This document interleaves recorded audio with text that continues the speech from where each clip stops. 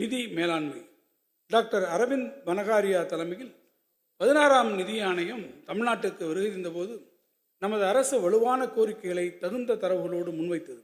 அவற்றில் மாநிலங்களுக்கான நிதி பகிர்வை 50% அதிகரித்து மாநிலங்களுக்கு இடையேயான நிதி பகிர்வுக்கு முற்போக்கான கணக்கீட்டு முறையை பின்பற்றுதல், மறுபகிர்வு என்ற பெயரில் வளர்ந்த மாநிலங்களுக்கு இழப்பு ஏற்படுத்துவதை தவிர்த்து அவர்களின் செயல்திறனுக்கு உரிய நிதி பகிர்வை அளித்தல், வேகமாக வளர்ந்து வரும் நகர்ப்புற மக்கள் தொகை, அடிக்கடி ஏற்படும் இயற்கை பேரிடர்கள் மற்றும் முதியோர் மக்கள் தொகை போன்ற குறிப்பிட்ட சவால்களை எதிர்கொள்வதற்கான நிதி ஆதாரங்களை ஒதுக்குதல் ஆகியவற்றை முக்கியமானதாகும்.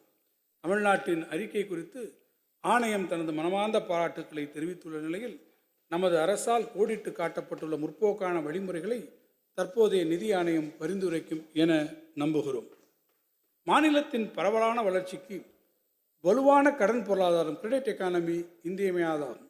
இதனை நன்கு உணர்ந்துள்ள இந்த அரசு வேளாண்மை, சிறு குறு நிறுவனங்கள், மகளிர் சுய உதவிக்குழு, கல்வி ஆகிய முன்னுரிமை துறைகளுக்கு கடன் வழங்கும் வங்கிகளுக்கு முன் எப்போதும் இல்லாத அளவிற்கு வரும் நிதியாண்டிற்கென 9.5 லட்சம் கோடி ரூபாய் என உயர் இலக்கினை இந்த அரசு நிர்ணயித்துள்ளது. இது கடந்த ஆண்டை விட 17.47% அதிகமாகும்.